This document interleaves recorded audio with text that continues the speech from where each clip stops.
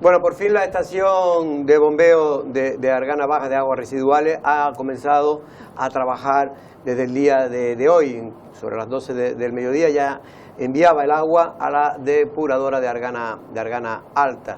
Como saben, hace unos días sufrió una avería y se tuvo que aliviar esas aguas fecales en las cercanías de la propia depuradora, o en este caso en la estación de bombeo, que ha llegado a las aguas pluviales, y de las aguas pluviales ha llegado incluso al mar, tanto al charco de San Ginés como también a la zona cercana a la Punta del Camello, a la zona cercana de la playa del Reducto. Buenas tardes, estamos en Café de Periodista y como siempre saludamos a todos los oyentes de Lancelot Radio, también a todos aquellos que nos ven a través de internet.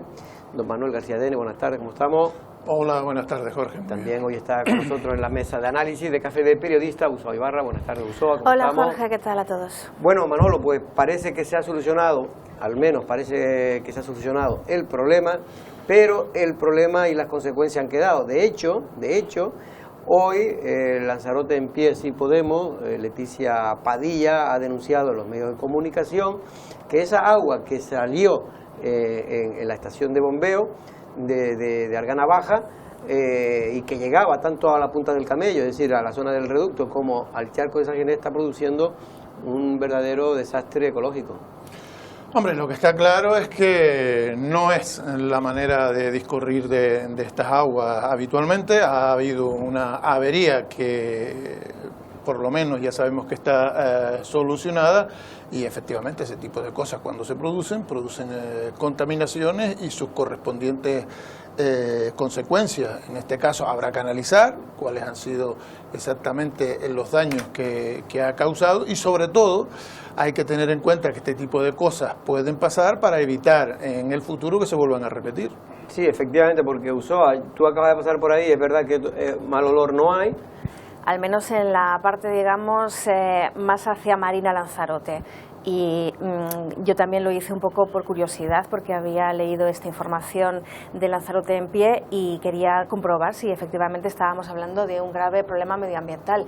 Hombre, en el charco afortunadamente mucha vida, quiero decir, afortunadamente, porque si ocurren estas cosas sería tremendo, ¿no? Estar viendo toneladas de peces muertos, como pasó además este verano en el Mar Menor. Pero que en este sentido parece que, bueno, no había tampoco mucho movimiento de fauna pesquera en esta zona. De cualquier forma, esto es lo de la Punta del Camello. Esto era ayer, en horas de la tarde, cuando estaba saliendo todavía restos de agua de ese vertido que ha habido en la estación. Pero yo lo que espero, Jorge, es que la playa estuviera cerrada y avisando de que estaba en esta situación. La suerte que me dicen los bañistas es que ayer había marea llena y por suerte la corriente iba para afuera. Si hubiera venido la corriente del sur, por ejemplo, hubiera sido un problema gravísimo, que no es la primera vez que ocurre. Ya en la época de Inar se recordarán mucho que ahí había un aliviadero que ahora ha sido clausurado, pero claro, estos son de agua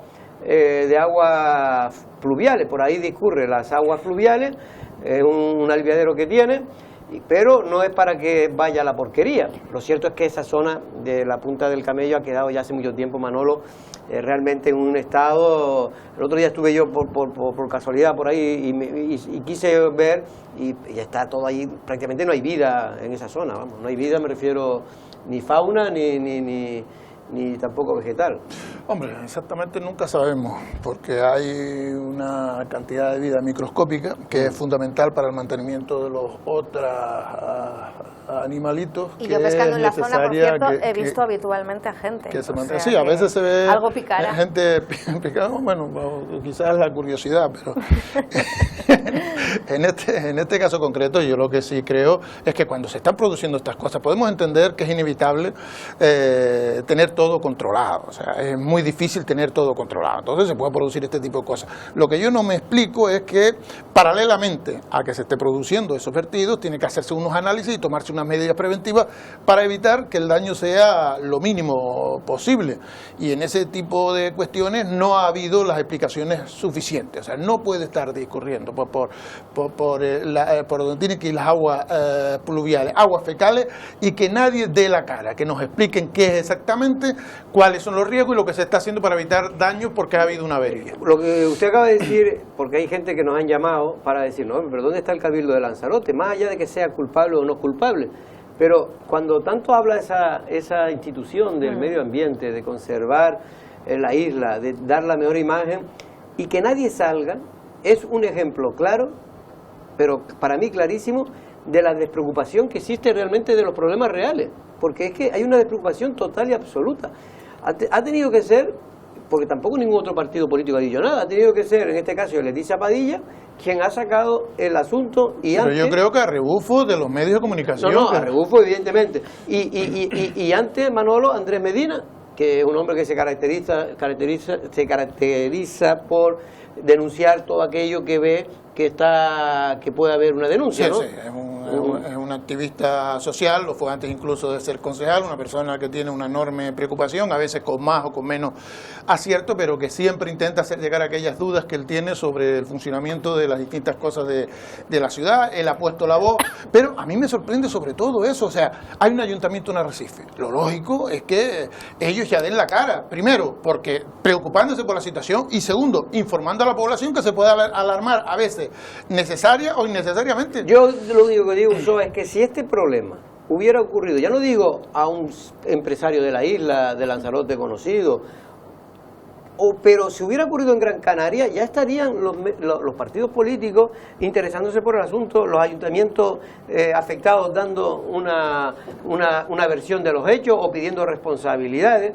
Pero aquí no pasa nada, tiene que ser pues un partido como pequeñito, como en este caso el de Leticia Padilla, o un partido que ya no es partido político, me refiero que no tiene representación institucional como es el de Andrés Medina. Hombre, yo particularmente no sé las gestiones que ha podido hacer el Ayuntamiento de Arrecife en concreto o el propio Cabildo Insular con Canal Gestión en estos días atrás, porque hay que decir que al parecer la propia empresa ha reconocido que se trataba de una avería de difícil solución. Grave. Y eso ha llevado a que este tema se haya prolongado durante prácticamente una semana, ¿no? Desde el pasado sábado que conocimos en este sentido las primeras filtraciones y los malos olores en la zona pues de Argana del Decathlon, un poco en esta unidad de actuación número 12. El problema de las aguas fecales, y ya no me voy a remitir exclusivamente a la capital de Arrecife, es un asunto pendiente, sin abordar.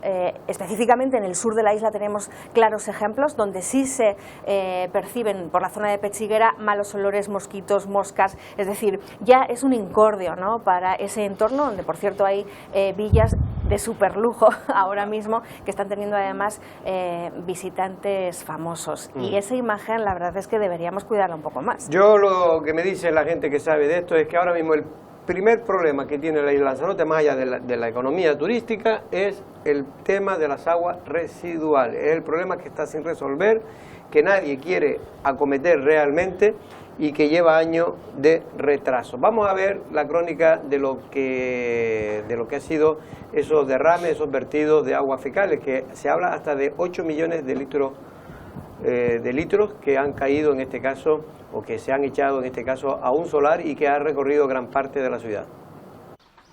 Peces muertos en el charco de San Ginés. Estas son las imágenes que han captado las cámaras de Lanzarote Televisión esta mañana en una de las zonas más emblemáticas de la capital lanzaroteña. Nos encontramos en el charco de San Ginés y en el día de hoy, en particular, no huele mal. Pero sí que es cierto que algo está pasando en esta zona de la capital cuando podemos ver en imágenes cómo existen muchos peces que se encuentran muertos ahora mismo en el agua del charco. En esta línea, Lanzarote en Pie denuncia que las aguas fecales de Argana estén llegando a las aguas del charco de San Ginés en lo que consideran un atentado contra el medio ambiente. Desde el sábado hay un problema de rotura de una tubería en Canal Gestión. Y el martes los vecinos vieron cómo se inundaba completamente en la parte justo delante de donde están los comercios, los negocios, y donde viven vecinos también. El olor, nos mandaron fotos, avisamos a la policía local, avisamos al Seprona, fueron a tomar medidas, se levantó acta. Pero que resulta que el miércoles por la mañana los vecinos del charco empiezan a mandarnos fotos y vídeos de aguas fecales en el charco. Tiene que ver con la depuradora y con el vertido que lleva bajando desde Argana. Y ayer por la mañana empezaron a aparecer peces muertos en el charco. Padilla ha comentado que de momento no han podido hablar con la alcaldesa o con el grupo de gobierno, pero que es una situación que hay que atajar desde ya. Hablé con el concejal de policía local para que ellos tomaran acta y fueran a actuar, a ver qué es lo que estaba pasando allí. Y nada más, no he vuelto a tener noticias ninguna. De momento los malos olores, según los comerciantes, no son muy notorios, pero sí que está afectando a la vida en la zona. Bueno, ahí veíamos ahora una lisa. Pero bueno, en cualquier caso lo que insisto es que esto es un problema no puntual, es un problema que va dentro de 2 o 3 meses vamos a tener vertidos parecidos o peores. El problema es de base de infraestructura. Y ahora creo que durante el día de hoy estaba previsto que declarara en este caso el consejero, el gerente de Canal Gestión ante el juez, ante la denuncia que ha presentado Andrés Medina en Seprona. Seprona está investigando precisamente si esa afectación que está teniendo los pescados en la zona del Charco de San Ginés y también en la zona del Camello, de la punta del Camello, pues tiene algo que ver con esos vertidos de la estación de bombeo de Argana Baja. Ya veremos lo que ocurre, pero insisto, es un asunto preocupante. Bueno, ¿tú querías decir algo? Quiero decir que cuando se dan estas imágenes que hemos visto, sobre todo en la zona de la unidad de actuación número 12, sería interesante que Canal Gestión, vale, está preocupado por un lado resolviendo el tema de la avería, que efectivamente no es puntual, hay que decirlo, es intermitente, las dificultades que tienen para que no existan estos malos olores en esa zona.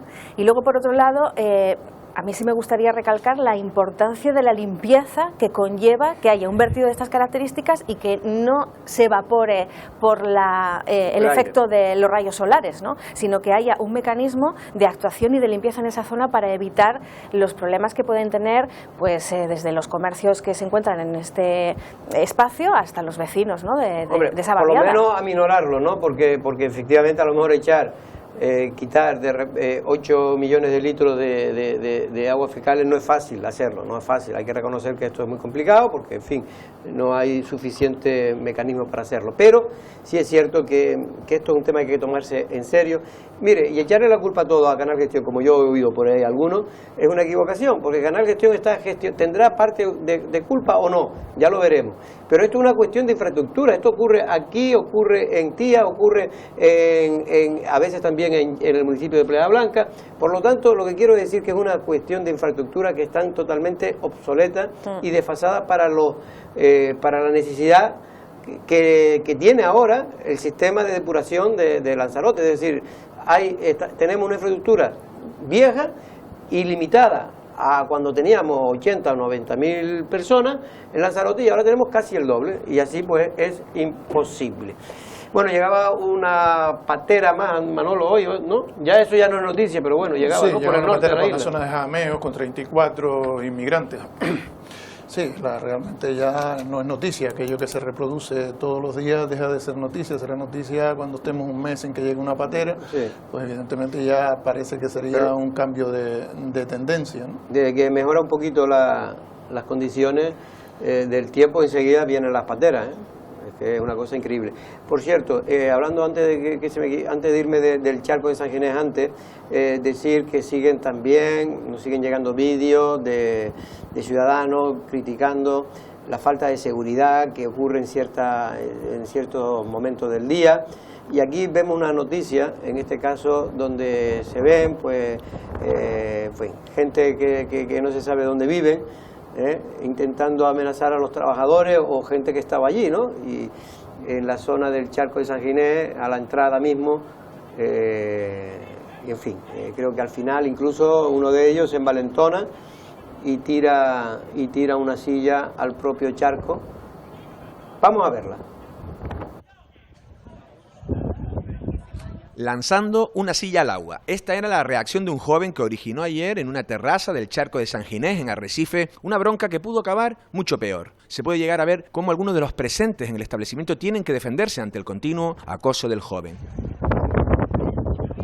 escasos metros, este otro joven lo vio todo y nos cuenta lo que ayer pasó en el charco. Fue un poquito una situación un poquito crítica, la verdad, porque también hubieron cuchillos por en medio, había mucha gente mirando, la policía me imagino que les darían el aviso, lo único que también es normal, estarán sobrebordados y tardaron un poco en llegar. Por suerte no llegó a pasar nada, más que sillas al agua, pero nada. Lo peor es que esto no es la primera vez que sucede. Según vecinos de la zona, esto suele pasar con mucha asiduidad. Pero sí que últimamente aquí en el charco, nosotros como con el Club de los Oloteros llevamos aquí 5 meses y sí hemos visto muchas cosas, muchos problemas y sí es verdad que últimamente el charco se está volviendo una zona un poquito más peligrosa. Peleas, gritos... beber, gente bebida, sí es verdad que eso hay mucha gente por aquí. Aún así, este testigo y otros vecinos reconocen que la presencia policial en el charco es habitual y que suelen acudir con prontitud cuando se les reclama. Bueno, es una situación que seguimos insistiendo, crónica o cronificada en este caso en el charco de Sanginés y otras zonas de la ciudad. La mayor parte están provocadas, y hay que decirlo, aquí no se trata sino de gente que efectivamente pues no tienen trabajo, gente que está viviendo de ocupa, en solares y en casas viejas, ¿no? de la ciudad, Manolo. Hombre, normalmente van a ser ese tipo de personas las que más conflicto crean, aquellas personas que están ociosas, que están desilusionadas, que no tienen nada que hacer a lo largo del día, pues tienden a crear este tipo de conflicto. Además, lo lógico es que una zona como los alrededores del charco, que se han convertido en zonas de preferentes de ocio de la capital, pues estén acompañadas de cierta vigilancia. A veces la presencia solo de la policía evita que la gente se crezca y sobre todo que la gente, el resto, se vea como obligado a responder a los ataques de estos señores, que para mí es lo más peligroso, efectivamente. Es un peligro, porque estas cosas se sabe cómo empieza, pero no cómo termina. Es verdad que esos dos chicos, no sé si eran los empleados del bar, intentaron un poco asustar al otro, porque el otro entró con violencia, es decir, la persona esta que era extranjera, entraba con violencia, según nos cuenta que era extranjera, entraba con violencia en ese bar. Pues claro, pues el otro tuvieron que actuar. Pero ahí esas son las situaciones críticas, Jorge. Claro. Cuando usted, dueño de un restaurante, que lo está pasando mal porque viene de pasar toda una crisis, ve que un chiquillaje de estas características se le acerca y empieza a coger el mobiliario del propio establecimiento y lo tira y demás, o sea, se te sube o se te baja el azúcar, o sea, tienes una reacción violenta que muchas veces puede tener consecuencias indeseadas, ¿no? Yo tengo que decir que este tipo de escenas en concreto, digamos, esta violencia además obvia, hacía tiempo que no la veía en el charco. Si es verdad que es un constante transitar de pedigüeños, también es cierto que esta gente pues va donde cree que tiene el negocio y ahora mismo pueden hacerse el agosto si van de terraza en terraza pidiendo el eurito de turno. Gracias a los camareros precisamente hay ya ciertos digamos habituales de esta zona que tiene este modus operandi, que la frecuentan menos o pasan una vez pero no insisten hasta a lo mejor 3 horas después, porque te puedo asegurar que puede ser muy incordioso estar permanentemente diciendo no a alguien cuando te están pidiendo dinero, ¿no? Un día va a pasar lo que sea es que Manolo. ha habido muchos problemas. Mira, y los camareros ahí hay un tío mayor después que testimonio. trató de meter cordura, sobre todo decía, mira, tranquilo y tal. Pero mira, se pone más violento todavía. Es decir, que independientemente que esto es un caso también, no vamos a decir que ocurre todos los días, pero un día va a ocurrir una desgracia, porque cuando un camarero se le enfrente y emplea una fuerza mayor o como ocurre en muchos sitios, que pues coge cualquier elemento punzante y se lo puede no, y clavar, que son personas inestables, entonces no puedes prever el comportamiento que puedan tener, ¿no? Hasta ahora efectivamente no te han puesto un cuchillo en el cuello, pero podría ocurrir, y en este caso también hubo una situación muy crítica con una de ellas en concreto, en la zona además del entorno de la iglesia de San Ginés, en la Plaza de las Palmas y toda digamos ese corredor de restaurantes que estaban sufriendo una auténtica agonía con una de estas personas que tenía por objeto meter las manos en las copas de las personas que estaban allí comiendo o cenando. Entonces, esto generaba un conflicto yo estaba allí y estaba a punto de efectivamente de agredir a esa persona, es que te porque es con normal. Un personaje que exclusivamente estaba provocando, posiblemente por un desequilibrio emocional o mental, pero está claro que... evidentemente tiene que ser la policía quien solucione esos problemas, no el camarero o el propietario de ese local. Lo mejor es que lo solucione la policía. Pero claro, lo bueno sería que la policía estuviera disponible, o sea, que pudiera cubrir la situación. Y que paseara por ahí cada 2 por 3 eso es elemental. Por ejemplo, un viernes, un sábado por la noche, como mínimo debería estar la policía, la local o la nacional, pero también es verdad que no se tiene número suficiente. Ese es otro problema. Y que pedir dinero, que yo sepa, no es ningún delito, ¿no? En este caso, en el derecho de cada uno está el darlo o no darlo. Pero de cualquier manera sí me parece otra cosa, efectivamente, otra cosa ya, pues esa provocación de la que hablábamos antes, el desorden público, las peleas, es que te lo pueden contar perfectamente los propios testigos constantes, digamos, de este malestar que existe en este entorno del charco y, como te decía antes, de la iglesia de San Ginés, los camareros, que son los que hacen de muro de contención en muchas ocasiones. Pero muchas veces, yo no sé por qué ocurrió este incidente, pero en otro que yo he estado y he visto presenciales que vienen indigentes, se ponen a entrar en el bar, empiezan a pedir, a molestar, porque molestan, hay gente que le insiste y entonces el camarero dice, mira, fuera, no se va. Hay muchos restaurantes, y tengo que decirlo en honor a la verdad, que además negocian con ellos el que les dan pues comida, no sé si un dinero, pero por lo menos comida. Me consta que sí, un poco como para haber negociado con ellos que sean menos insistentes. Pero por desgracia, a los que yo conozco al menos, no van pidiendo precisamente comida, vienen utilizando el dinero para otras cosas. Por cierto, que hoy lo que era una buena noticia se ha convertido en mala. Es una cosa que siempre suele ocurrir en la isla de Lanzarote, y es que llegaba un crucero, una capacidad de 3.500 pasajeros, creo que llegaron alrededor de unos 2.000, 2.500, pero no pudieron desembarcar y recorrer Arrecife a aquellos que no querían ir en excursiones.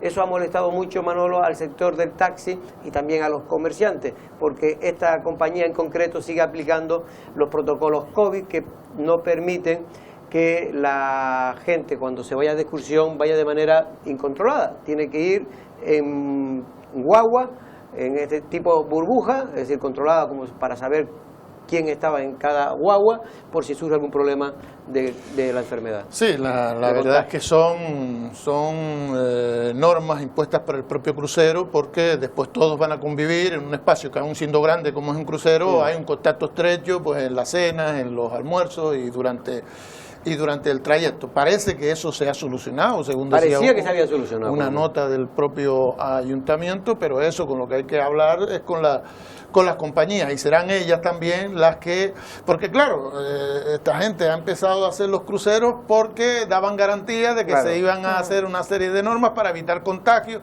porque cuando hay contagios ya se convierte en una odisea para el propio crucero. Yo creo que no quieren dar marcha atrás en este tema de que empiece la temporada. Para ellos es muy complejo. Estas compañías han sufrido mucho, todas estas compañías, y evidentemente tienen sus protocolos, pero claro, es lo que dice aquí la gente, ¿no? Dice, oye, si vienen aquí a Arrecife y cuando aquí ya prácticamente no hay contagio. Pero a mí sí me parece interesante recalcar qué tipo de navieras son, porque que yo sepa, los cruceros burbuja, que además se pusieron en marcha precisamente en Canarias, fue un invento, digámoslo así, de la TUI, que además, como ya tiene esa tour operación gigante, que no solamente estamos hablando de las navieras, sino que ellos mismos prestan el servicio de esas guaguas que van por los turistas, los derivan a excursiones y en este caso a los centros turísticos, que son los grandes beneficiados de este interim, ¿no? Pero sí me gustaría saber si son el 100% de los buques que llegan o hay un porcentaje y a partir de ahí analizar la gravedad de la situación. Con el concejal de turismo, porque precisamente él el otro día aquí decía que Armando Santana había dado la buena noticia que se había ya hablado con las consignatarias para que los pasajeros pudieran, aquellos que quisieran, en lugar de hacer las clásicas excursiones a los centros turísticos, algunos pues pudieran dar vida a la ciudad. Este crucero, el MSC Espléndida, que ven hoy viernes atracado en el Muelle de los Mármoles, ha creado malestar en el sector del taxi y del comercio de Arrecife. Y es que el protocolo anticuado de algunas compañías contra el COVID-19 continúa manteniendo a los visitantes en grupos burbujas y no deja que el turista utilice el taxi o vaya caminando a los comercios de la capital. Quizá el sector más afectado sea el de los taxistas de Arrecife, que no ven con esta forma de operar ningún beneficio para la isla. Nosotros somos uno de los afectados, pero no olvidemos que toda la isla de Lanzarote en general es afectada. Porque si no nos dejas visitar Arrecife, si no nos dejas visitar Puerto del Carmen, Playa Blanca, Costa Teguise o algunos de los pueblos costeros que pasan por ahí precisamente, donde muchos de ellos van a tomar su refrigerio o a almorzar, todos esos beneficios se quedan precisamente en esa compañía. Los únicos que van a ser beneficiarios son ellos, con lo cual van a meter esas personas en unas guaguas, los van a meter sus artefactos, por decirlo de alguna manera, de alquiler, como ser patinetas, bicicletas o cualquier otro medio que traigan, porque los AIDA recuerdo que sí los traen, y también van a tener su digamos, programa burbuja, pero lo que no entiendo es cómo es posible que sean los beneficiarios en Lanzarote los centros turísticos. El Ayuntamiento de Arrecife reconoce lo perjudicial de esta decisión de algunas compañías y ha convocado la mesa de turismo para tratar de solucionar este problema. En el día de hoy es verdad que recibo varias llamadas, principalmente del colectivo de taxi, diciéndome que esta compañía, MSC Espléndida, pues decide retener al pasaje en este sentido y continuar con sus excursiones burbujas y en grupos burbujas. Esto tiene como inconveniente pues que la gente no puede desplazarse libremente por la ciudad y claro, enfada al comerciante, al hostelero y también al taxi. Nuestra intención es siempre a través del diálogo y de la palabra llegar a entendimientos con esta compañía y con otras que quieran seguir manteniendo este tipo de restricciones, de que lo más positivo, tanto para el crucerista y evidentemente para los intereses de nuestros ciudadanos y ciudadanas en Arrecife, es que le den libertad a los pasajeros para que se puedan mover por Arrecife. Destacar que este es el segundo crucero de la recién estrenada temporada y recordar que el primero, el Silhouette, sí dejó bajar a sus turistas. Bueno, pues es un problema que va a tener su dificultad resolverlo.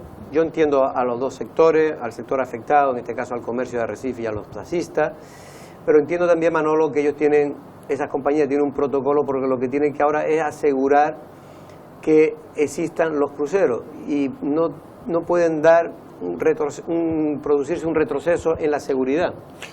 Efectivamente, yo creo que hay que estar contentos por el hecho de que se haya preservado los itinerarios de los cruceros, que sigamos siendo escala de cruceros de miles de personas que sabemos que tienen un impacto positivo en la economía de Lanzarote. Pero tenemos que ser también serios y responsables. Sabemos que esos cruceros se han activado porque esas compañías han prometido a los demandantes, a sus usuarios, que iban a tener una serie de medidas para evitar contagios a bordo, que en principio estuvieron paralizados porque, oye, tanta gente en un espacio muy corto podía causar problemas. Están llegando, están bajando a los centros turísticos, que también es un dinerito que dejan en la isla, y hay que presionar, animar a que esas medidas se vayan relajando, pero sin olvidar que la situación se presta a ese tipo de interpretaciones, porque un contagio, por ejemplo, de 20 o 30 personas en un crucero puede obligar a que se den pasos atrás, y nos preocupa más que se corten los cruceros de lo que queda de campaña que el hecho de que los primeros mantengan esta restricción. Yo creo que tienen que ser exquisitos efectivamente por esto. Entiendo a los taxistas porque ellos a lo mejor tenían las expectativas puestas en esta temporada de cruceros, ¿no? Pero para que nos hagamos una idea, hay muchas navieras que han decidido poner pulseras geolocalizadas, ¿no?, a los pasajeros para tener incluso datos y rastrear qué es lo que están haciendo, etcétera, ¿Y por dónde se han movido? Y por dónde se han movido. Otros han optado por este sistema, digamos, burbuja, en el que ellos mismos controlan y orientan todo el movimiento del turista, y es lo que ha tenido mucho éxito aquí en Canarias, incluso durante la pandemia. Quiero decir, la pandemia, una vez que hemos superado el mes de julio, ¿no?, en la desescalada, los cruceros domésticos, y precisamente aquí la TUI en Canarias, ha sido un ejemplo de cómo se tenía que llevar a cabo la normalidad después de la pandemia en este tipo de instalaciones. Y luego que han hecho un esfuerzo de reducción de pasajeros para que haya una seguridad a bordo. En este mismo, por lo tanto, hay que ser empático también. Son 3.500 y solo ocuparon un tercio, dos tercios del pasaje. No sé si es porque no había más pasajes. A lo mejor fue por eso o por lo que tú dices, porque están haciendo restricciones para evitar problemas de contagios, ¿no? Por eso digo que hay que ser un poco empático ante la situación que ellos han atravesado, que no ha sido nada fácil y que están intentando recuperarse, aún así con una limitación de aforo importante. Yo entiendo, como bien hemos dicho, tanto a unos como a otros, los afectados, ¿no?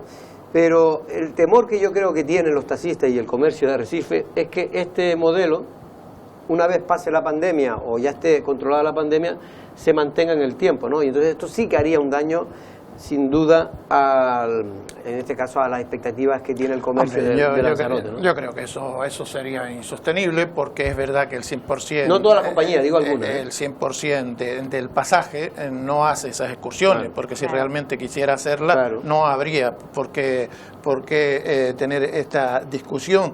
Lo que sí está claro es que hay un pasaje que se tiene que quedar a bordo porque no se les permite, salvo hacer estas excursiones, bajar del barco. Esa presión interna la va a haber y va a tener un resultado a corto plazo. Ahora mismo, si se saltan las restricciones que establece la naviera y que tú has aceptado, digamos, de forma contractual, estas personas puede que no vuelvan a poder embarcar. O sea, que no es una broma, no es el gusto, digamos, que tenga el pasajero de a bordo, ¿no? Sino unas normas que están marcando, digamos, una dinámica por ahora que está salvaguardando el negocio de los cruceros.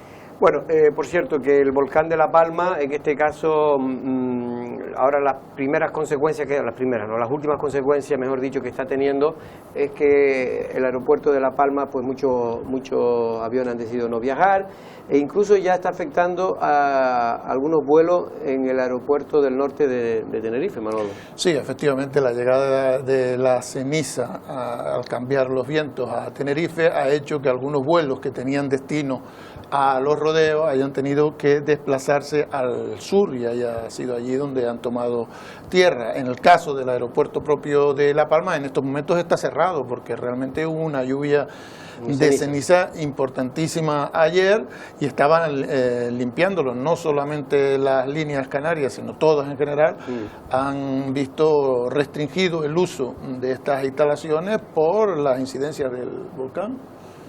Pues Usoa, ya sabes, si tenías pensado ir a La Palma, vas a tener que esperar, me he enterado que hay avionetas, ¿no?, que están haciendo viajes turísticos un poco por la zona. A mí me parece un poco arriesgado, pero bueno, de cualquier manera ahí está la oferta.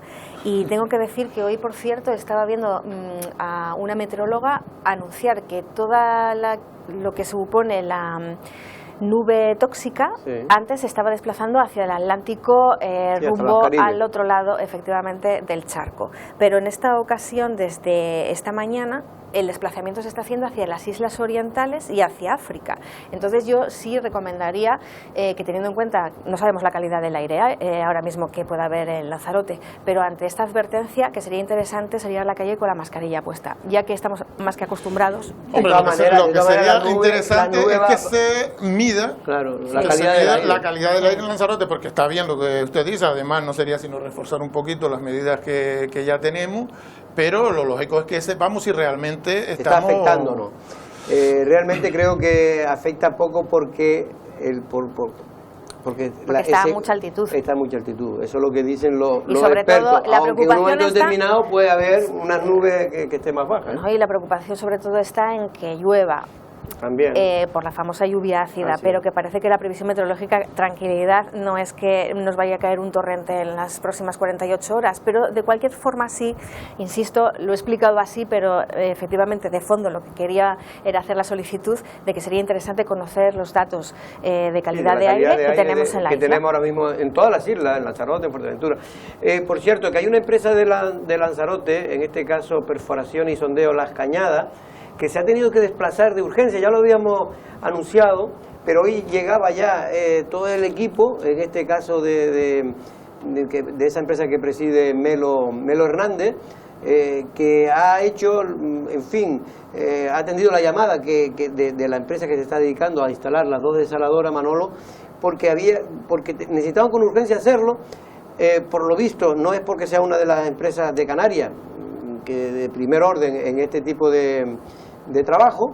Ahí estamos viendo cuando llegan sus camiones, sus equipos, pero prácticamente ha desplazado toda la empresa para echar una mano en este caso poder perforar 80 o 100 metros de profundidad para llegar a esos pozos de decantación donde se puede extraer posteriormente por esas 2 desaladoras privadas que se han instalado para poder regar sobre todo las plataneras. También se va a utilizar para agua, para agua para la población en general, pero sobre todo el sentido que tiene es evitar que mueran todas esas fincas que están afectadas, aunque no están afectadas por el volcán porque se han quedado incomunicadas, no se pueden ser regadas, pero que no han sido todavía pasto de la lava, ¿no?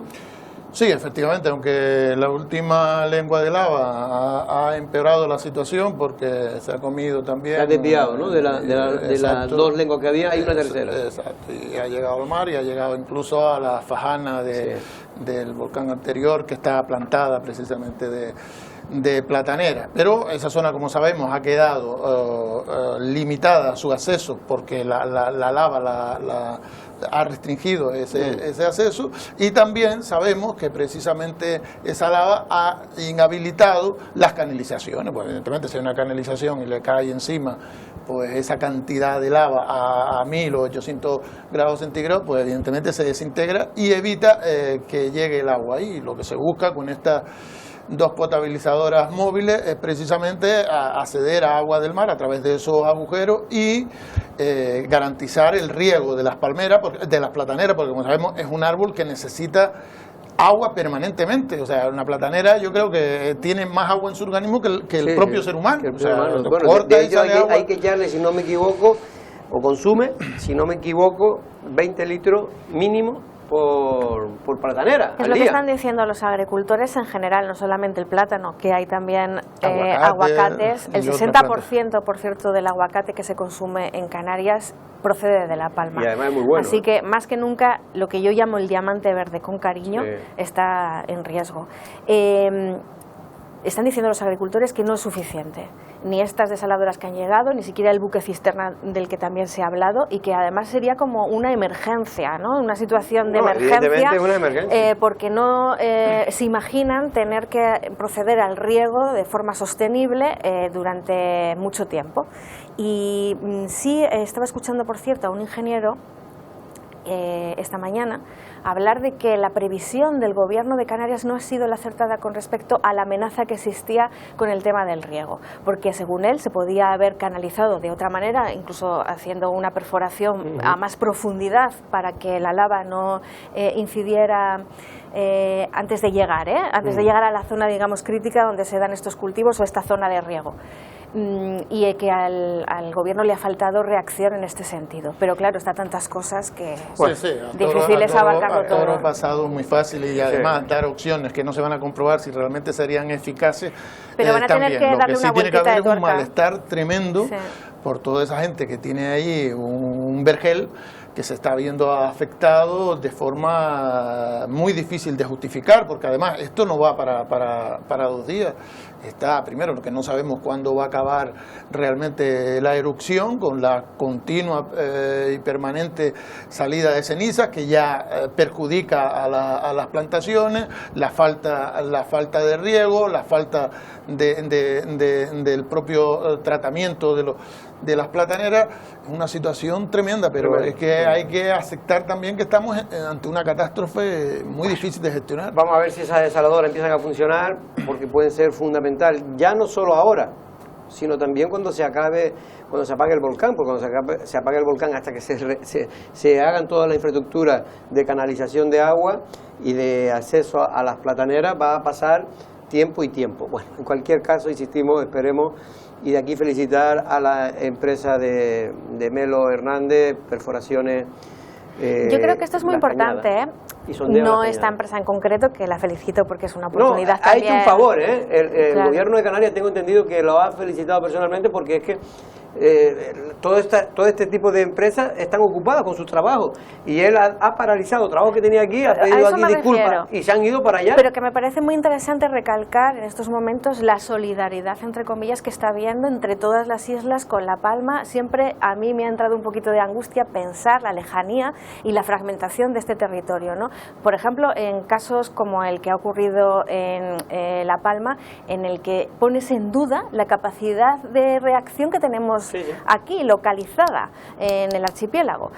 Han tenido que venir efectivamente vulcanólogos de otras partes del mundo a ayudar en las previsiones, digamos, tecnología también que se ha traído desde la Unión Europea, cierta logística de apoyo, ¿no? Pero es muy importante recalcar, y con orgullo lo tengo que decir, como canaria adoptada, la capacidad de reacción que están teniendo las islas a la hora de hacer toda esta coordinación. Yo creo que el canario, aunque es un territorio fragmentado, es un sentimiento continuo. Yo creo que se ha dado ya en muchas circunstancias, cuando una isla, cualquiera, ha tenido una desgracia, todos nos hemos volcado porque lo vemos como parte nuestra. O sea, La Palma es nuestra zona verde, nuestra isla distinta, y la ves como algo muy cercano. Y ningún canario protesta porque vayan mucho más recursos ahora a La Palma a atender esas necesidades. Yo creo que ese sentimiento sí lo hay. Solo hay, la única protesta que hay es cuando se invierte en la graciosa. Entonces los lanzaroteños nos ponemos mosqueados, pero eso es una cosa histórica. Bueno, vamos a publicidad y regresamos.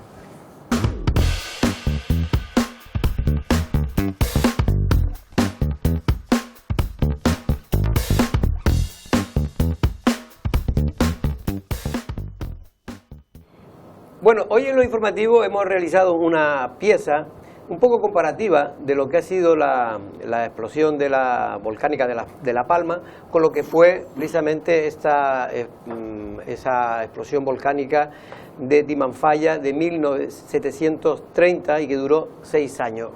Hemos querido un poco vamos a recordar un poco el pasado de cómo fue esa erupción en Lanzarote, y hemos querido hablar en este caso con el cronista oficial de Teguise, don Francisco Hernández. Buenas tardes, ¿cómo estamos? Hola, buenas tardes. Bueno, don Francisco, muchas gracias por estar aquí. Antes de nada, cuando usted está viendo lo que está ocurriendo en La Palma, ¿qué recuerdo, qué emociones? Bueno, sí, lo recuerdo precisamente por la dedicación que hemos tenido de estar mirando documentos y papeles antiguos. Pues sí, nos recordamos las erupciones volcánicas de Lanzarote, sobre todo la última, la de 1824, porque de alguna manera Teguise ahí estuvo implicada, porque fue cuando se tocó para General, ahí se tiraron los cañones desde Guanapay. La otra a través de los documentos, y sobre todo la aportación que nos ha hecho el compañero José de León. Pepe, el tema de, por ejemplo, la del Tinguatón, la de 1824, afectó bueno, transcurrió, ¿no? Por todo Mosaga, ¿no? Sí, Mosaga, ¿cuál fue el trayecto? Mosaga, Tao, Tiagua, alrededor allí, a raíz de la peña que del clérigo Duarte que le decía. Sí. Y dice que del primer día el alcalde mayor de Teguise, una vez que se dio aviso y vio el primer humo, mandó tocar la generala y que se dispararan los cañones de salva que estaban ya acostumbrados en Teguise por las incursiones piráticas, que era tocar a rebato, como decía, y era tocar las campanadas y dar 3 cañonazos del castillo y hacer una fogalera, una hoguera grande en la ermita de San Rafael, que como estaba en una loma pues se veía de la mitad de la isla de Lanzarote. Por curiosidad, la lava que transcurre para entenderlo desde el vertedero de Mosaga, toda esa zona, y que llega por el volcán que yo le llamo de Taiche hasta César Manrique, toda esa zona, eso ya es de unas erupciones mucho más antiguas, ¿no? Sí, esas son las erupciones parte de esas son las erupciones de 1730, ¿no? Sí. 1730 y yo llegó creo que la de Timanfaya llegó hasta Recife. No, la parte allí de Argana, la parte arriba, se ve una de las colas. Y en cuanto a eso, en 1730 y 1736, ya se sabe que las erupciones volcánicas se terminaron en 1735, porque se ha descubierto un documento donde se hace la promesa a la Virgen de proclamarla, y eso es en el 3 de abril de 1735 precisamente. ¿Es decir, que no duró 6 años sino 5? Sí, pues hubo alguna vez, pero las erupciones fueron hasta esa fecha, en el abril de 35. ¿Manolo? A mí me parece, aparte de la catástrofe que significa el hecho de la explosión de un volcán, ahora en una zona que está muy poblada, una lesión didáctica incalculable, porque hacernos la idea de cómo son las erupciones, por ejemplo, el que es una grieta, la que facilita la salida de lava, que el cono y el cráter se hace mientras se está produciendo las erupciones y no que haya un cono ya preestablecido y salir por ahí, que es la imagen que tiene la gente. El hecho de que las montañas de un mismo periodo de erupciones estén alineadas, pues se debe... yo creo que debería aprovecharse estas circunstancias, pues ya lo malo ya lo vamos a tener, queramos o no, pero lo bueno sería aprovechar para que la gente supiera exactamente lo que es una erupción volcánica. Yo pienso que sí, remontándonos a las erupciones de 1730, tuvimos la suerte de que no hubieran víctimas, ¿no? Pero también fueron más de 700 casas las que se destruyeron, más de 1500 aljibes, tres ermitas, una aldea, unas 12 aldeas y cerca de 15 pagos y cortijos, ¿no? Y eso, gracias a que las erupciones volcánicas dio lugar a que la población fuera desplazándose y que no lo cogiera de eso. Digo, de sorpresa, que dio tiempo. Es decir, no hubieron desgracias personales. No, solamente esas alusiones no vi, porque si un niño que dio por allí algo y un señor, un tal Duarte, no sé qué, estaba por otro lado, pero no hay constancia de que hubiera... Pero y debe haber constancia de, causando esos males en una zona que estaba también muy poblada en Lanzarote, de repartos posteriores de tierra y demás para que se establecieran las personas, o ante la necesidad de nuevo suelo, porque evidentemente se perdió toda aquella zona. Sí, claro. La zona de Vega, sí. Sí, claro, las principales vegas de Lanzarote estaban a donde estaban las montañas del fuego. El hecho de cómo se localizaron después aquellas, o sea, los que perdían el terreno, la única forma de identificarlo, la mayoría fue a través de los testamentos, o sea, gracias a los documentos del Archivo Histórico Nacional, de los desamortizados de los conventos, tanto de San Francisco como Santo Domingo, aparecen registradas, porque antes los testamentos pues dejaban una serie de fincas para que con el producto de esas fincas se pagaran las misas que se hacían por el difunto. Al ser sepultada, entonces venía el colector que mandaba el obispo para testificar de que ese año se había cumplido. Pues gracias a esos informes se ha hecho ya, hay una valoración incluso para cuantificar los daños del volcán de 1730, porque la gente decía que ya no se podía pagar las misas, pues si no tenían terrenos, ¿cómo iban a pagar? Eso, unido después a los documentos de amillaramiento que existían en los ayuntamientos. Los documentos de amillaramiento fueron los que luego pasaron al registro de la propiedad. La documentación que existía antiguamente en el ayuntamiento eran los amillaramientos, donde cada uno pues declaraba lo que tenía, 2 fincas, una casa, tal y cual. Todos esos documentos se fueron actualizando y adjudicando a los nuevos propietarios los terrenos no que habían perdido, porque casi todos pertenecían a los grandes terratenientes, pero sí se sabía más o menos a quién pertenecía. Y yo creo que todo pero lo eso, que está diciendo Manolo también, pero la gente que se desplazó, ¿cuánta gente pudo ser? la que se por la erupción de Timanfaya como la de Timanfaya. Sobre los datos de la Timanfaya llega al 50% de la población, cerca de 2.000 personas, porque la población tuvieron que desplazarse, y no solo después con el inconveniente de que las autoridades de Lanzarote prohibieron salir para no despoblar la isla, y muchos se mandaron clandestinos. ¿Y la mayor parte dónde fueron? ¿Los valles? ¿La zona de los valles? Acrecentamientos de los grandes núcleos, como fue Tinajo, Tía, que se acrecentaron a la gente allí. En los valles ya se ha demostrado que existía con anterioridad estas erupciones volcánicas, ¿no? Sí. Pero sí fue un grupo, sobre todo lo de Santa Catalina, que llevaron después la vocación de esta virgen. ¿Y a la Graciosa fue alguno? A la Graciosa, a vivir, pues toda la Graciosa es pueblo en el siglo XIX, ¿no?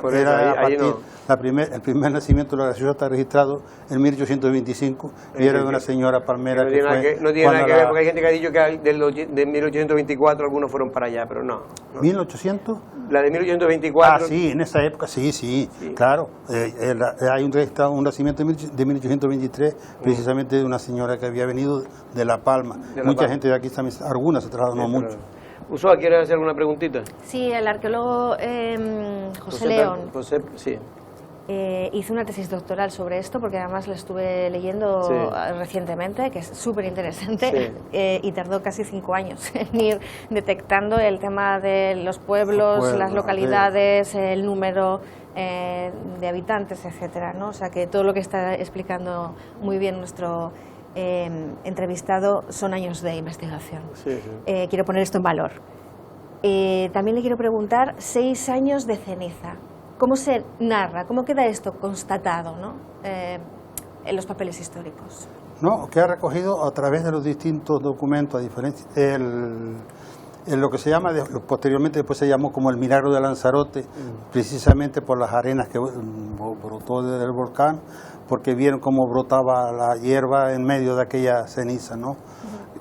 Cómo quedó registrado a través de la lectura de los protocolos notariales, que tenemos la suerte de que se conservan desde 1618 a 1850, allí aparece reflejado el lamento de las vecinas, cómo habían perdido sus casas, sus tierras, que se habían obligado a emigrar, documentos que también quedaron registrados. Son testimoniales, por lo tanto. Sí, ¿no? claro, y luego quedaron registrados en las propias comendaticias, que eran los documentos que estaban obligados a escribir, a solicitar a los ayuntamientos el motivo de por qué emigraba, y ahí aparece también reflejado por motivo de la erupción del volcán, sobre todo los de 1824. Para hacer una... el rugir del volcán, que es una expresión que ahora mismo la estamos escuchando mucho, ¿también se constata de alguna forma? Sí, en algunos documentos de Teguise se oía el estruendo del volcán el de 1730 y 1735, más todavía el de 1824, porque se dice que lo primero que brotó no fue ni lava, sino agua, un chorro de agua, sobre todo el de Tiagua, ¿no? Por eso después se han hecho alguna prospección por ahí hacia algún río subterráneo o alguna fuente o algo. Bueno, en cualquier caso, no, yo lo que le iba a preguntar es para que la gente, porque un poco la idea, Francisco, de traerte es para que la gente también más joven, somos ahora mismo una población joven, aunque hay mucha gente ya envejecida, porque por suerte pues ya la gente muere mucho más tarde, pero es verdad, Francisco, que para que la gente conozca, hay una mitad de la población que no sabe nada del tema de las erupciones de Timafalla. Ahora, precisamente gracias a lo de La Palma, está provocando cierto interés y curiosidad. Pero para que la gente sepa, ¿qué sociedad teníamos en 1730 en la isla de Lanzarote? En 1730 las propiedades estaban alrededor de los cortijos de los grandes caciques, ¿no? La mayoría de los aldeanos apenas tenían propiedad, tenían un trocito de terreno. Fue a partir después de la erupción volcánica, cuando ya los señores se fueron trasladando, sobre todo a Recife, y quedaron los medianeros que se quedaron como dueños. Solo era una isla de señorío, ¿no? De señorío, claro. Y luego pues, todo se concentró, pero la mayoría de los afectados eran trabajadores de los cortijos a los que estaban adscritos, sobre todo de la población de Tingafa, que era la mayor de las que sepultó, tenía unos 500 habitantes, después Santa Catalina y eso ahí, pero Tingafa era la mayor. En esa zona estaba la cuarta, quinta y sexta de las poblaciones más pobladas de Lanzarote, de nuestra isla. Y por la más poblada, que era la villa. La villa, Aría, Yaiza, y luego después la zona esa de Tingafa, Santa Catalina, Arrecife, Rodeo. hasta 1850, ¿no? Al principio de 1780, 90 ya fue a comer. Ya empezó. Al principio era el Corral de Aguirre, luego Yágabo, luego Gargana, y luego después el puerto como tal.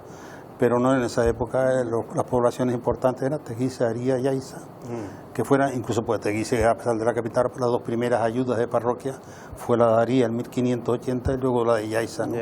Estamos hablando en este caso de una población de Lanzarote en 1730, ¿de cuántas personas? 4.000 y pico. ¿En toda Lanzarote? En toda Lanzarote, y a 50, pues, más de 2.000 personas, reconoce José, que se vieron afectadas. Y se vieron afectadas el 50% de la población, y si no tengo mal entendido, cuando lo leí en su día, la erupción de Timafalla ganó al mar 200 kilómetros cuadrados. Sí, 200 reconoce. Es decir, que Lanzarote tenía, para entenderlo, 600 kilómetros y agrandó 200 más, que son los 800 kilómetros cuadrados que tiene hoy. Manolo, venga, las dos últimas preguntas. Está la parte económica, pero a mí me interesa también si hay constancia de cómo una población que era mayormente analfabeta vive un hecho de estas dimensiones que hoy en día nos parece tremendo de la forma de manifestarse y demás. Como unas personas de esas características, muchos apenas habían salido de la isla, la época no había medios para medir lo que iba a durar, lo que no iba a durar, para hacer medidas de los propios gases. ¿Se sabe cómo se vivió aquello por parte de la gente, la concesión que tenían del volcán? Porque no había experiencia tampoco, porque las anteriores de 1730 son antiquísimas. Sí, las primeras escuelas que se datan en Lanzarote son las que nacen a través de los conventos, Por eso los principales escritos sobre la erupción volcánica estaban recogidos, bien por los beneficiados o por las personas que estaban adscritas a estas escuelas mantenidas por los dominicos y por los franciscanos. De hecho, las primeras escuelas de Lanzarote son las que deja el capitán Gaspar Carrasco en 1700 y pico, de unas tierras que habían por ahí. Por eso la gente del campo, incluso los niños no los mandaban a la escuela, los mandaban al campo a echar una mano, a ayudar. Sí, y a la escuela tenían 10 o 12 años, ya estaban trabajando. Incluso para mantener los primeros maestros no les pagaba el ministerio, sino que les pagaban los padres de los niños. Entonces, ¿quién tenía dinero para pagar a un maestro cuando a veces no había ni para comer? Por eso decía aquello de que pasaba más hambre que un maestro, porque los maestros estaban a expensas de lo que le daban, ¿no? Hay escritos donde se recogen las primeras escuelas, por ejemplo, del municipio de Teguise, Los Valles, El Mojón y Teseguite. Se reunieron los padres pudientes, lo que tenían, para pagar un maestro, luego ya fueron apareciendo las escuelas públicas.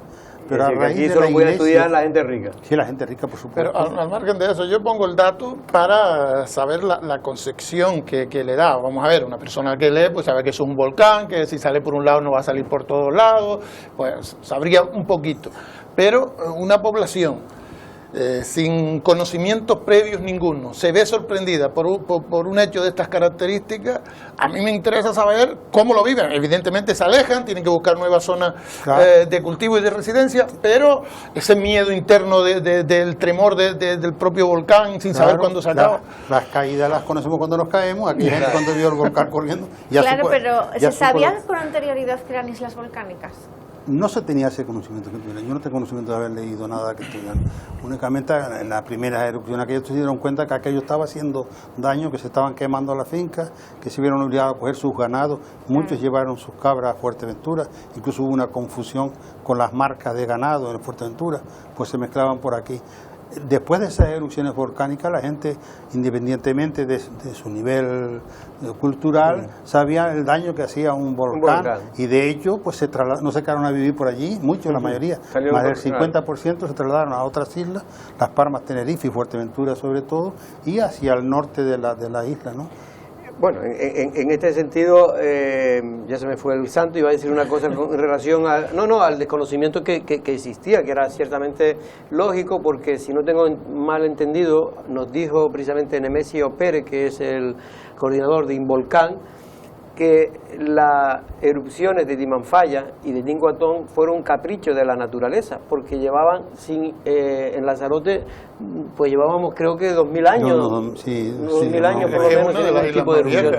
Claro, pero que ninguna erupción, por lo tanto no había un testimonio de que aquí ocurriera nada ni Hombre, conocería de oídas a lo mejor, porque sí, en La Palma sí se había producido, y en el Hierro, que son islas más habían ya en la etapa pero histórica. es una capacidad de supervivencia admirable completamente y milagrosa, de verdad, después de ver la incidencia que tiene un volcán en el siglo XXI, que tenemos muchísimas más facilidades y capacidad de reacción. Pero efectivamente me llama la atención que uno sigue su instinto primero y luego la observación, ¿no? Sí, claro. Porque al final, no sé si hay algún tipo de documento expresamente que hable de Timanfaya, 6 volúmenes. No sé. Si se hacía un seguimiento científico de, claro. Sí, de documentos. Por ejemplo, de las de 1824, que es la que existe un poco de las 1730, recogido en aquel documento que apareció en Londres, luego se trabajó aquí, pero las de 1824, aparte del cura Baltasar y las que hizo Ginés de Castro, el archivo histórico de Teguise descubrió precisamente un legajo que pertenecía al ayuntamiento y que en el inventario de 1830 no estaba registrado, sino se localizó hace unos 10 años, y allí está inscrito cómo empezó el volcán, el de 1824, ¿no? Dónde estaba situado, quién eran los vecinos que estaban allí, hacia dónde se trasladaron, quién fue al ayuntamiento a solicitar ayuda. Eso era con un legajo. Hay un expediente, entonces. Un expediente sobre eso, ¿no? Hombre, ya en 1824, estamos hablando 100 años después de las anteriores prácticamente. Claro, ya había mayor experiencia, había evolucionado un poco. Y ya para terminar, en Lanzarote, usted hablaba que antes solo podían estudiar los ricos. Y ahora también, ahora podríamos decir lo mismo, desde el siglo XVIII los ilustrados. Pero es verdad que ahora por suerte ya sí hay por suerte desde hace ya unos 15, 20 años, por suerte ya pueden estudiar mucha gente que quiera estudiar. Por suerte hoy tenemos mayor renta, casi todo, que es lo que nos incluso hace. ya los maestros no se están muriendo de hambre. Pero algunos, porque algunos tienen el título pero no tienen trabajo, eso lo está pasando peor. No, pero lo que yo quería decir, cuando usted habla de rico, realmente rico, porque a mí me han dicho gente que rico en Lanzarote en esa época, rico, lo que se llaman rico no había, porque tampoco había mucha economía, es decir, que había una economía casi de subsistencia. Y por lo tanto rico me refiero de tener, podían tener muchas propiedades, pero no tener dinero, digamos, en comparación con la riqueza media de a lo mejor de España, ¿no? Sí, o sea, habían apellidos, no sé, que tenían riqueza, como tú bien dices, territorial, pero también tenía dinero porque se exportaba, el grano que se exportaban granos, cuero, hay varios libros que recogen las exportaciones y quién las hacía. Esos señores tenían riqueza, ellos tenían dinero, tenían riqueza, que fueron los que fundaron los que adueñaron a través de la Mercedes que hizo los señores de aquí de Lanzarote, que le daban a los que le ayudaban, bien primero a la conquista y luego los que colaboraban con él, pues les daban unos cortijos, una serie de extensiones de terreno. Esos eran ricos. Y así, o sea, los pueblos nacieron porque allí estaba, así como nació Nazaret, primero allí estaba el señor Sosa, que vino de Madeira, comerciante, era un mercader. No de doctor Sosa. No, ese, gracias a Dios. No, ese es de La Palma. No, ese es de para allá. No, era los Sosa, no, y crearon los pueblos, pero era a través de mercaderes, de gente que se dedicaban al negocio, ¿no? Bueno, pues, pero en general, por desgracia, Lanzarote tampoco nunca fue una isla rica en el sentido, de verdad que tenía exportaciones sobre todo de grano, junto con Fuerteventura eran le decían, ¿no? Que eran las los graneros de Canarias. Lanzarote tenía las dos caras. Cuando llovía era una de las islas más ricas. Y en la sequía obligó a migrar desde 1720 a 1850, más de 12.000 lanzaroteños se fueron de aquí, especialmente a Uruguay, ¿no? Pues, don Francisco Hernández, cronista oficial de Teguise, muchas gracias por estos datos que ha aportado, y nosotros queríamos también aportar a la audiencia, pues recordar también algunos de cómo era ese Lanzarote de 1730, que se produjo una de las mayores erupciones de toda la era moderna de la vulcanología que se conoce. Es verdad que si seguimos entrevistando a don Francisco Hernández, de 6 años vamos a pasar a 2 o 3, porque ya nos quitó un año. Don Francisco, muchas gracias. Gracias a ustedes. Usoa. Siempre se hace corto hablar con él. Sí, nos vemos el lunes. Venga, también Manolo, y creo que el miércoles, y nosotros, no es una amenaza, nos vemos el lunes, pero antes, por cierto, le quiero dejar precisamente con un reportaje que puede complementar a lo que aquí se ha dicho, porque hemos hablado con Pedro Hernández, que es historiador también, y hemos hecho un reportaje recorriendo precisamente una simulación o un intento de comparativa de cómo puede quedar la lava que está surgiendo ahora mismo en La Palma. Los focos mediáticos se encuentran en estos momentos en La Palma, pero es imposible concebir la historia de Canarias sin la acción devastadora de los volcanes. Así nos lo ha asegurado Pedro Hernández, que nos acompañó en nuestro particular viaje al pasado para comprender qué ocurrió en Lanzarote hace ya muchos años. Nos encontramos en un enclave único para entender la historia de Lanzarote, y hoy nos acompañará Pedro Hernández, que nos explicará por qué motivo este paisaje que ven a mis espaldas es fundamental para entender, repito, a nivel eruptivo la historia de la isla Conejera. Pedro, ¿por qué es tan importante este sitio?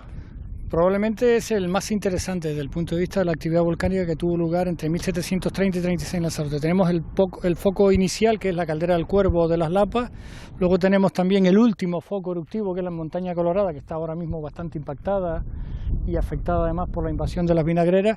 Y luego tenemos la caldera de las Nueces, que de ahí es donde salieron todas las coladas de lava que recorrieron la parte central de la isla, ¿no? Entre otras cosas, llegaron hasta la zona de Famara, donde hubo una bifurcación a la altura del complejo agroindustrial, y luego llegaron hasta Recife, pasando por Tahichi, por donde está la Fundación César Manrique. En particular, remarca 2 capítulos importantes en la historia reciente de Lanzarote. Hubo una actividad volcánica muy intensa hace 300 años en Lanzarote, en 1730-36, y luego en el año 1824 también hubieron 3 focos eruptivos importantes: el volcán de Taotiagua, las Bocas del Diablo, enfrente donde está ahora ubicado el centro de visitantes del Parque Nacional, y dentro el volcán nuevo, el Chinero, dentro del Parque Nacional, justo cuando vamos entrando, ¿no? En 1730-36, que es de los espectáculos volcánicos más espectaculares que nunca se han conocido, digamos, desde que los humanos son capaces de de registrar las actividades volcánicas. Esos 6 años, de 1730 a 1736, fueron claves para configurar la isla y cambió radicalmente el paisaje de la zona suroeste, una de las áreas más fértiles y productivas en aquel momento, hasta que la lava arrasó con todo. Que se sepultaran entre 20 y 26 núcleos de población, no está muy claro cuántos exactamente se sepultaron, ¿no? Es importante imaginarse cómo eran los núcleos de población y cómo toda esta zona centro-occidental de la isla era la zona más fértil, ¿no? La zona donde estaban acumulados la mayor cantidad de población hace 300 años en Lanzarote. Imaginemos cómo es la parte central de la isla de Fuerteventura ahora, y así sería, ¿no? Todo el patrimonio de las viviendas adaptadas a las condiciones climatológicas, los cuartos para los animales, las gallanías, las eras, las aljibes, las maretas, los pajeros, la existencia de fuentes de agua. Por ejemplo, aquí hay una fuente importante en Montaña Negra, la fuente de los Miraderos, también ahí en la zona cercana a Timanfaya, habían, digamos, muchos afloramientos de agua en toda esta zona, ¿no? Es el indicativo mejor para saber que eso es un cono volcánico anterior a las erupciones de 1730-36. Sin embargo, Lanzarote supo salir adelante y unos siglos después de un fenómeno devastador se han rescatado lecturas positivas. Lo que fue un cataclismo espectacular que se produjo hace 300 años en Lanzarote, a partir de ahí se ha convertido después esto en un lugar, digamos, espectacular y en el principal recurso turístico de la isla y en una de las principales actividades económicas que ahora pervive, que es todo el cultivo de la uva, ¿no? Y luego la otra cuestión importante, ¿qué tipo de actividad volcánica es la que se desarrolla? Eso que se dice que son volcanes estrombolianos, aquí los tenemos, aquí en Lanzarote es perfecto, es material de proyección aérea que emite ceniza, o es también la otra cuestión importante, luego son piroclastos o picón o lapille, que dependiendo de la granulometría, pues ese material está más o menos lejos del foco eruptivo, ¿no? Dando lugar a estos edificios en forma de herradura abiertos fundamentalmente en Lanzarote, porque los vientos dominantes en el momento de la erupción volcánica eran vientos de componente noreste, los vientos alisios, y por eso el material de proyección aérea siempre va a la cresta mayor, que es hacia el suroeste. Precisamente a partir del siglo XVIII se comenzó a potenciar el cultivo de la vid en la zona de la Jeria y hoy se ha convertido en uno de los paisajes más reconocibles de la isla. De hecho, el picón que cubre la tierra en esa zona de la isla, otorgándole ese aspecto de manto negro, no deja de ser más que eso, piroclastos que en su día expulsó el volcán. Son dos tipos de colada de lava, a mí me gusta utilizar los términos que utilizamos en Canarias, que son los malpaíses o lagiales, ¿no? Aquí estamos viendo algún testimonio, y luego el tercer tipo de paisaje son los conos volcánicos, ¿no? En función de cómo es el material que está subiendo a la superficie, pues tiene una textura u otra, tiene una forma u otra, ¿no? Aquí vemos, por ejemplo, Caldera Colorada, la textura que tiene, que era absolutamente con unos colores magenta. No se tienen registros de lo que creció la isla de Lanzarote en esos fenómenos eruptivos recientes, pero en los más antiguos se calcula que entre 15 y 20 kilómetros cuadrados. Con todo ello, Hernández asegura que en referencia a lo que ocurrirá en La Palma es imposible descifrar o saber qué rumbo tomará, ya que en estos fenómenos naturales las aproximaciones son complejas. Nos vamos tras charlar largo y tendido con Pedro, que de forma generosa nos ayuda a todos a entender un poco más la historia de Lanzarote, y un pueblo que quiere mirar al futuro tiene que conocer su pasado.